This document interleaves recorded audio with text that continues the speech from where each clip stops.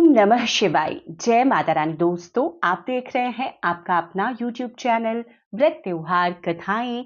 मैं हूं आपके साथ रिमझिम शर्मा। आज इस वीडियो में मैं आपको संतोषी माता की व्रत कथा सुनाने जा रही हूं। तो सभी भक्त माता संतोषी का ध्यान करके इस कथा का श्रवण कीजिए। कंचनपुर नगर में एक बुढ़िया रहती थी। उस बुढ़िया के 7 बेटे थे। सभी का विवाह हो चुका था। 6 बड़े बेटे तो काम करते थे, लेकिन 7वां बेटा कोई काम नहीं करता था। वह सुबह उठकर स्नान आदि से निवृत्त होकर 6 बेटे रसोई में बैठकर भोजन करते और फिर अपने अपने काम पर चले जाते थे। बुढ़िया उन बेटों को अपने हाथ से खीर, पूरी, हलवा आदि पकवान बनाकर खिलाती थी। 7वां बेटा धूप निकलने पर बिस्तर से उठता था, फिर स्नान करके भोजन के लिए रसोई में जाता था।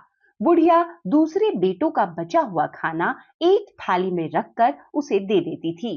7वां बेटा उसी भोजन को खाकर खुश हो लेता था। भोजन करके वह घर से निकल जाता और अपने दोस्तों के साथ घूमता फिरता। इस तरह मौज मस्ती में उसके दिन व्यतीत हो रहे थे। उसकी पत्नी बार बार उससे कोई काम करने के लिए कहती थी, लेकिन वह हंसकर कहता था, अरे तुम बार बार क्यों कहती हो? कितने मजे के दिन गुजर रहे हैं। माँ कितना बढ़िया बढ़िया पकवान बनाकर खिलाती है। तब उसकी पत्नी क्रोधित होकर कहती है, माँ तुम्हें बढ़िया बढ़िया पकवान बनाकर नहीं खिलाती, बल्कि सबका बचा हुआ जूठा भोजन खिलाती हैं। यदि तुम्हें मेरी बात पर विश्वास न हो तो किसी दिन छिपकर स्वयं अपनी आंखों से देख लेना। अपनी पत्नी की बात पर उसे विश्वास नहीं था। एक दिन इस बात की सच्चाई जानने का निर्णय करके वह सिरदर्द का बहाना बनाकर एक चादर ओढ़कर रसोई घर में ही सो गया। थोड़ी देर बाद उसकी मां ने अपने बेटों को खीर, पूरी, हलवा आदि बनाकर खिलाए। भोजन करने के बाद वे अपने काम पर चले गए। उनके जाने के बाद बुढ़िया ने उनकी थाली में बचे हुए भोजन को एक थाली में रखा। फिर बुढ़िया ने 7वें बेटे को भोजन करने के लिए कहा। उसने चादर के नीचे से सब कुछ देख लिया था। वह उठकर बोला, माँ मुझे भूख नहीं है, मैं परदेश जा रहा हूँ। बुढ़िया ने कहा, कल जाता हो तो आज ही चला जा। बुढ़िया के कठोर वचन सुनकर वह तुरंत परदेश जाने की तैयारी करने लगा। चलने से पहले वह अपनी पत्नी के पास गया। उसकी पत्नी गौशाला में गोबर के कंडे पाथ रही थी। उसने जाकर अपनी पत्नी से कहा, हम जावे परदेश को, आवेंगे कुछ काल, तुम रहियो संतोष से, धर्म आपना पाल। अपने पति के वचन सुनकर कुछ गंभीर स्वर में पत्नी बोली, दो निशानी आपनी, देख धरू मैं धीर, सुधि मत हमरी बिसारियो, रखियो मन गंभीर। अपनी पति के वचन सुनकर वह बोला, मेरे पास निशानी के लिए बस यह अंगूठी है, इसे अपने पास रख लो, लेकिन अब तुम भी अपनी कोई निशानी मुझे जरूर दो, ताकि परदेश में उस निशानी को देखकर तुम्हें याद कर सकूं। अपने पति की बात सुनकर वह बोली, नाथ मेरे पास निशानी के लिए कुछ भी नहीं है। फिर कुछ सोचकर उसने गोबर के हाथ से उसकी पीठ पर छाप लगा दी। 7वां बेटा अपनी पत्नी की उस निशानी को लेकर परदेश के लिए निकल पड़ा। कई दिन की लंबी यात्रा करके वह एक विशाल नगर में पहुंचा। उसने कई दुकानदारों से नौकरी देने की प्रार्थना की, लेकिन सबने उसे परदेसी जानकर उसकी प्रार्थना ठुकरा दी। निराश होकर अंत में वह एक सेठ की दुकान पर पहुंचा। उसने सेठ से भी नौकरी देने की प्रार्थना की। सेठ को एक नौकर की जरूरत थी। उस सेठ ने तुरंत उसे नौकरी पर रख लिया। उसी दिन से सेठ का भाग्य बदल गया। उस दिन उसकी बहुत बिक्री हुई और वह उस लड़के से बहुत खुश हुआ। कुछ ही दिनों में उसने सेठ का सारा काम संभाल लिया। उसके व्यवहार से दुकान पर आने वाले ग्राहक भी बहुत प्रसन्न थे। सेठ ने उसकी मेहनत और ईमानदारी देखकर उसे अपना हिस्सेदार बना लिया। कुछ ही महीनों में उस लड़के ने बहुत सा धन कमा लिया। संयोगवश कुछ समय बाद सेठ को उस नगर को छोड़कर दूर किसी नगर में जाना पड़ा। अतः सेठ अपना हिस्सा लेकर दुकान उस लड़के को देकर चला गया। उधर बुढ़िया ने उस लड़के की पत्नी को बहुत दुख देने शुरू किए। वह हर समय बहू को जली कटी बातें सुनाती। बहू बेचारी हर समय काम में लगी रहती थी, फिर भी उसकी जेठानियां उसे बुरा भला कहती रहती थी। सुबह होते ही बुढ़िया उस लड़के की पत्नी को जंगल में लकड़ियां लेने भेज देती, उसे आटे से निकली चोकर की रोटियां खाने को देती थी और नारियल की कटोरी में पानी पीने को देती थी। वह बेचारी चोकर की रोटियां खाकर भी किसी से कुछ नहीं कहती, बस इसे अपने भाग्य का लेखा सोचकर चुप रह जाती थी। एक दिन वह जंगल से लकड़ियां काट कर लौट रही थी। उस रास्ते पर संतोषी माता का मंदिर था। उस मंदिर के पास लकड़ियों का गट्ठर जमीन पर रखकर वह कुछ देर आराम करने के लिए रुकी। मंदिर में उसने बहुत सी स्त्रियों को पूजा करते देखा तो पूछा, इस पूजा से क्या पुण्य मिलता है? एक स्त्री ने उसे बताया, हम सब संतोषी माता का व्रत करके उनकी पूजा कर रही हैं। संतोषी माता की पूजा करने से धन संपत्ति से भंडार भर जाते हैं, निर्धनता दूर होती है, परिवार में सभी सुख शांति से रहते हैं, लड़कियों का शीघ्र विवाह होता है, उन्हें सुयोग्य वर मिलता है, व्यवसाय में लाभ होता है, निसंतान के घर में संतान होती है, पति अगर परदेश गया हो तो संतोषी माता की अनुकंपा से शीघ्र घर लौटता है, न्यायालय में कोई मुकदमा चल रहा हो तो उसमें जीत होती है, धन संपत्ति में बढ़ोतरी होती है, पारिवारिक कलेश दूर होता है, व्रत करने वाले स्त्री पुरुषों को संतोष मिलता है, सभी मनोकामनाएं पूरी होती हैं। स्त्रियों से संतोषी माता के व्रत के बारे में इतना सुनकर उसने व्रत करने की विधि भी पूछी। तब एक बूढ़ी स्त्री ने उसे बताया, संतोषी माता का व्रत करके गुड़ और चने का प्रसाद बांटकर स्वयं भी प्रसाद ग्रहण करना कभी नहीं भूलना। संतोषी माता गुड़ और चने से की गई पूजा से प्रसन्न होती हैं।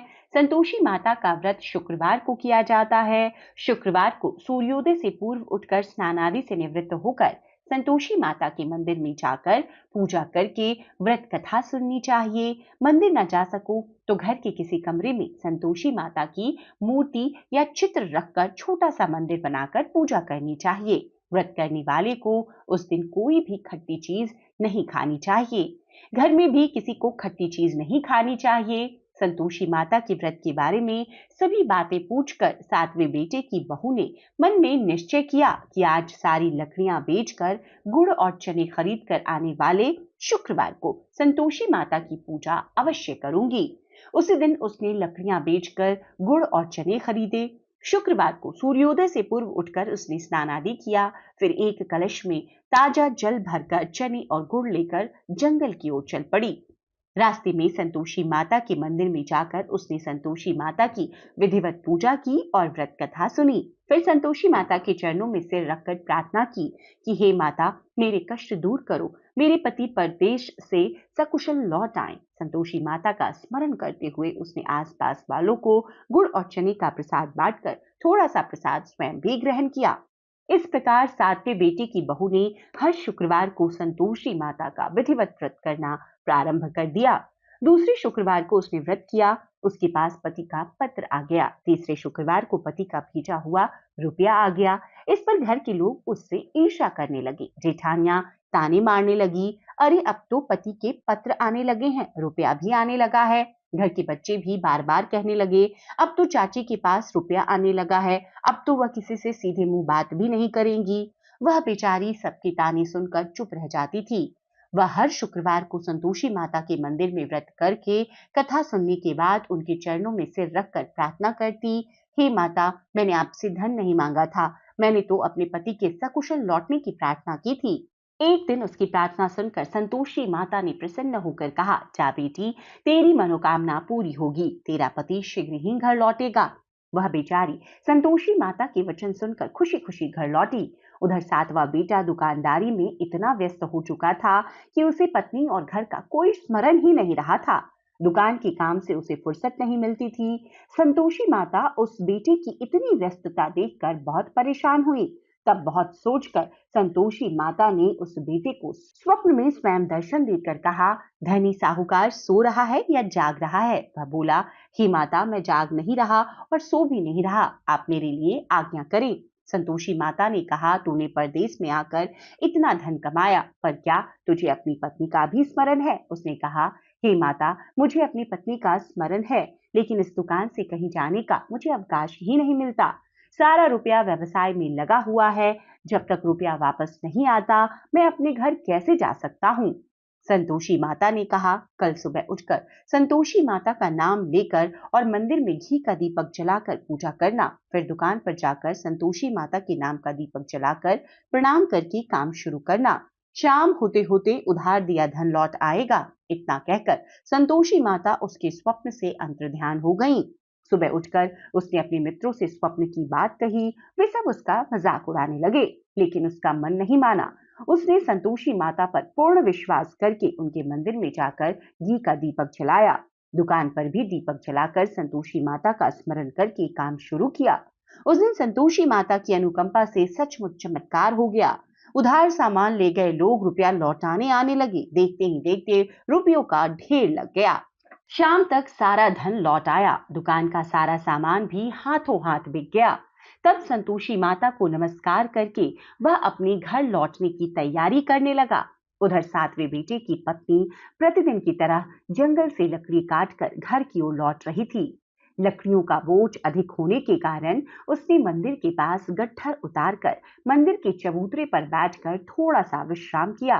तभी उसे दूर से धूल उड़ती दिखाई दी। उसने संतोषी माता से पूछा, हे माता, आज यह धूल कैसे उड़ रही है? माँ ने प्रसन्न होकर कहा, आज तुझे तेरी पूजा का फल मिलेगा। तेरा पति परदेश से लौट रहा है। यह धूल उसके लौटने से उड़ रही है। अब तो इन लकड़ियों के 3 हिस्से कर, एक हिस्सा नदी के किनारे रख, दूसरा हिस्सा मंदिर में रख दे और तीसरे हिस्से को सिर पर रखकर घर ले जा। तेरा पति लकड़ियां देखकर यहाँ रुकेगा, लकड़ियां जलाकर भोजन बनाकर खाएगा, फिर उसके बाद घर जाएगा।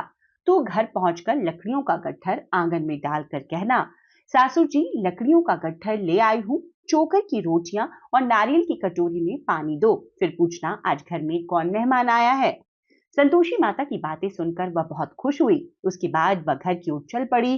कुछ देर बाद उसका पति भी वहां आ पहुंचा और लकड़ियों का ढेर देखकर भोजन बनाकर वहीं पर खाया। वहीं बैठकर कुछ देर विश्राम करके घर की ओर जा निकला। उधर बहू ने लकड़ियों का गट्ठर जमीन पर डालते हुए जोर से आवाज लगाई, सासू जी, लकड़ियां ले लो, चोकर की रोटियां और नारियल की कटोरी में पानी दे दो। आज घर में कौन मेहमान आया है?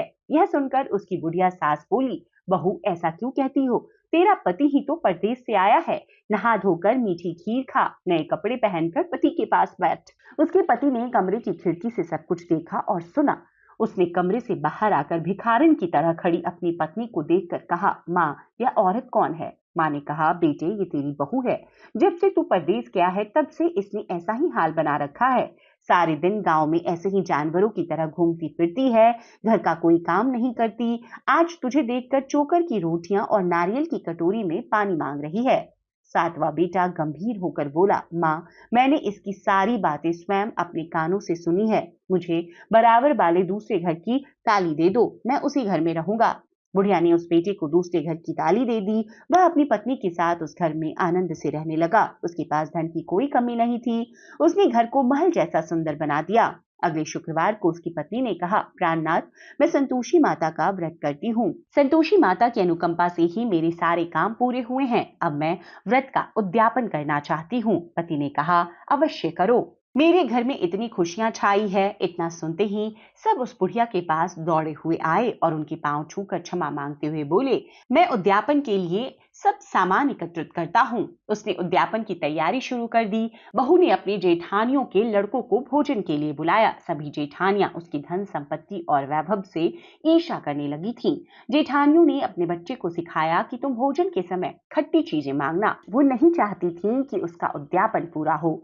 संतोषी माता की पूजा के बाद जब बच्चों को भोजन के लिए कहा गया तो सब खटाई मांगने लगे।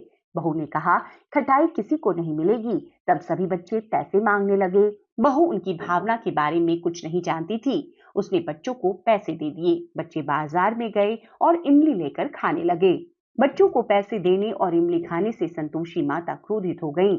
उनके प्रकोप से उस समय राजा के सैनिक सातवें बेटे के घर जा पहुंचे और उसे पकड़कर ले गए।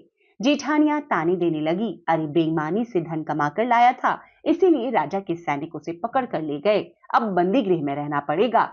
सातवें बेटे की बहू रोती हुई संतोषी माता के मंदिर में जा पहुंची और प्रार्थना की, हे संतोषी माता, मुझसे ऐसी कौन सी भूल हो गई? आपने इतनी बड़ी सजा मुझे क्यों दी है?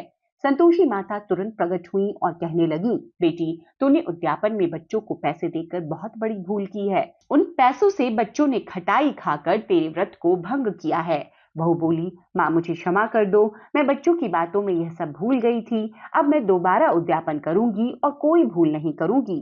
संतोषी माता ने कहा, जब तू दोबारा विधिवत उद्यापन करेगी तो तेरी समस्त मनोकामनाएं अवश्य पूरी होंगी। मंदिर से घर लौटते हुए रास्ते में उसे उसका पति वापस आता हुआ मिल गया। बहू ने पूछा, राजा के सैनिक आपको क्यों पकड़ कर ले गए थे? वह हंसते हुए बोला, मैंने इतना धन कमाया है, उसका कर नहीं दिया था, इसीलिए राजा ने मुझे बुलाया था। अगले शुक्रवार को उद्यापन के लिए बहू ने लड़कों को भोजन के लिए बुलाया। उधर जेठानियों ने पुनः अपने लड़कों को भोजन में खटाई मांगने के लिए सिखा दिया। संतोषी माता की पूजा के बाद गुड़ और चने का प्रसाद बांटकर बहू ने स्वयं भी प्रसाद ग्रहण किया। बच्चों को जब भोजन के लिए बिठाया और खीर पूरी हलवा खाने के लिए दिया तो वो बोले, हमें खीर हलवा नहीं अच्छा लगता, हमें तो खट्टी चीजें खाने को दो। बहू ने कहा, किसी को खट्टी चीज खाने को नहीं मिलेगी और मैं तुम्हें पैसे भी नहीं दूंगी। खीर पूरी हलवा खाना है तो खाओ। बच्चे नहीं माने तो उसने उन बच्चों को भगाकर ब्राह्मणों के बच्चों को बुलाकर भोजन कराया। दक्षिणा में उन बच्चों को मीठे फल खाने को दिए। उसके उद्यापन से संतोषी माता बहुत प्रसन्न हुई। उनकी अनुकंपा से बहू शीघ्र गर्भवती हुई। उसने एक सुंदर पुत्र को जन्म दिया।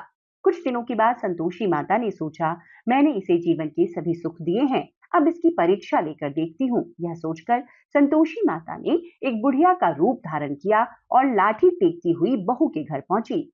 बुढ़िया के सारे शरीर पर मक्खियां भिनभिना रही थी। उसे देखकर सभी मुंह सिकोड़ने लगे। बुढ़िया ने जाकर बहू का दरवाजा खटखटाया तो सास ने दरवाजा खोला और उसे देखते ही जोर से चिल्लाई, अरे लड़को, इस गंदी बुढ़िया को भगाओ, मुझे तो कोई चुड़ैल लगती है, इसे भगाओ। लड़के उठकर भागे और उन्होंने अपने घर के दरवाजे और खिड़कियां बंद कर ली। छोटी बहू बराबर वाले घर की खिड़की से उस बुढ़िया को देख रही थी। उसने दरवाजा खोला, बुढ़िया के पांव छूकर अपने घर में ले गई। सास ने उसे रोका तो बहू बोली, आज तो खुशी का दिन है, मेरी संतोषी माता मेरे घर आई हैं। छोटी बहू का बेटा दूध पीने के लिए रो रहा था। बहू ने उसे दूध भी नहीं पिलाया और संतोषी माता की सेवा में व्यस्त हो गई। बुढ़िया सास क्रोध में बहू को बुरा भला कहने लगी। बहू बोली, सासू माँ, आज मेरी संतोषी माता मेरे घर आई हैं, इनका व्रत करने से ही मेरे घर में इतनी खुशियां छाई है। इतना सुनते ही सब उस बुढ़िया के पास दौड़े हुए आए और उनकी पांव छूकर क्षमा मांगते हुए बोले, माँ, मुझे क्षमा कर दो, हमने आपको पहचानने में भूल की, हम आपके व्रत की विधि नहीं जानते। हे माता, अब हम भी आपका व्रत किया करेंगे। उनकी प्रार्थना सुनकर बुढ़िया का रूप धारण किए संतोषी माता प्रसन्न हुई और उन्होंने संतोषी माता के व्रत की विधि बताई। व्रत की विधि जानकर संतोषी माता के व्रत करने से उन सबकी भी मनोकामनाएं पूर्ण हुई। बुढ़िया के सभी बेटों का व्यवसाय बढ़िया चलने लगा। संतोषी माता का व्रत करने और व्रत कथा सुनकर गुड़ और चने का प्रसाद खाने वालों की सभी मंगल कामनाएं संतोषी माता पूरी करती हैं। व्यवसाय में दिन दूनी रात चौगनी तरक्की होती है। निसंतान स्त्रियों को पुत्र की प्राप्ति होती है। संतोषी माता का विधिवत व्रत करने वाले कुंवारी कन्याओं को मनचाहा सुंदर और सुयोग्य वर प्राप्त होता है। बोलो संतोषी माता की जय। तो इस प्रकार संतोषी माता की व्रत कथा यहीं पर समाप्त होती है। अगली स्टोरी में मैं आपके साथ संतोषी माता की आरती भी शेयर करूंगी। तो अगर आपको व्रत कथा पसंद आई हो तो वीडियो को लाइक कर दीजिए। इसी प्रकार की तमाम व्रत त्योहारों की कथाएं आपको आपके अपने YouTube चैनल व्रत त्योहार कथाएं पर प्राप्त होती रहेंगी। तो चैनल को अगर अब तक सब्सक्राइब नहीं किया है तो सब्सक्राइब जरूर कर लीजिए। नोटिफिकेशन के लिए बेल बटन भी प्रेस कर दीजिए ताकि आने वाले सभी व्रत त्योहारों की जानकारियां आपको सही समय पर प्राप्त होती रहे। वीडियो देखने के लिए बहुत बहुत शुक्रिया। जय संतोषी माता।